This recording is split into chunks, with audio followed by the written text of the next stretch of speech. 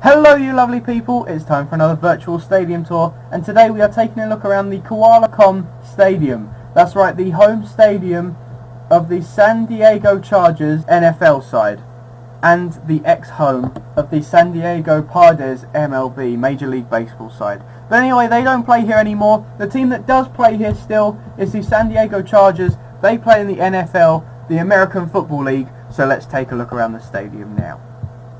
And as always for you, the first fact I have about this stadium is its overall capacity. And I can tell you that when the San Diego Chargers, the NFL side, when they play here, the overall capacity of the stadium is over 70,000 people. But there's a little more to it than that. This stadium has been around for many, many years. It was actually opened in 1967 with a capacity of 50,000. Since then it's been up and down until 1999 when the capacity topped out around 70,500 people, and it's not changed since then.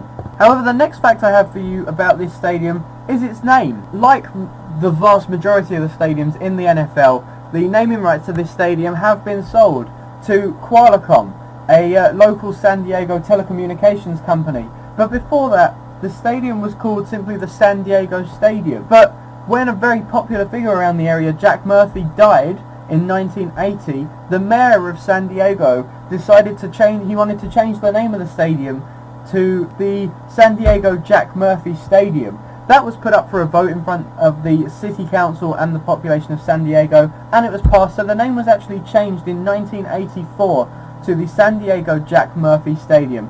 And it was like that until 1997, when, as I've already stated, Qualcomm bought the naming rights. They paid $18 million for the naming right, and they bought it on a 20-year lease, so they've now owned the naming rights to that stadium for 19 years. In 2017, the naming rights for the stadium will come up once again, and I'm sure they will be sold once again.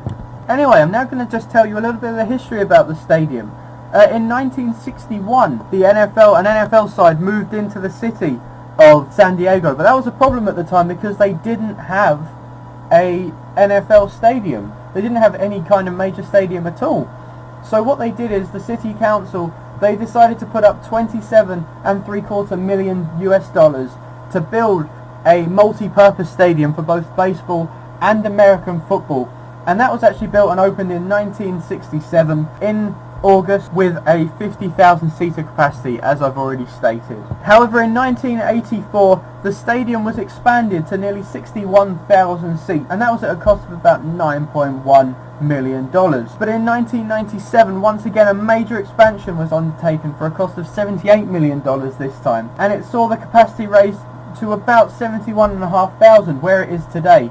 And obviously, as I stated earlier, it went up and up and up until 1999, and it's not really changed since then. So it's actually gone through 3 redevelopments in its time. Just moving on now, I want to talk quickly about some of the other things that have happened in this stadium. As I've already told you, the stadium hosts NFL and MLB games. The MLB not so much recently. The team, the San Diego Padres, actually moved out of the stadium in 2003, so it doesn't host MLB games anymore. However, it does host soccer games from time to time, including the CONCACAF Gold Cup, the US Cup, and several US national soccer team matches, both for the men's and the women's, I believe. I can also tell you that it actually hosted a rugby game between the USA and New Zealand, with about 14,000 fans attending, and that's when the love of rugby in this city developed. There's actually a stadium right next to this stadium called the Little Q, which is a dedicated rugby ground. They only play rugby in that small stadium, so it's quite a big deal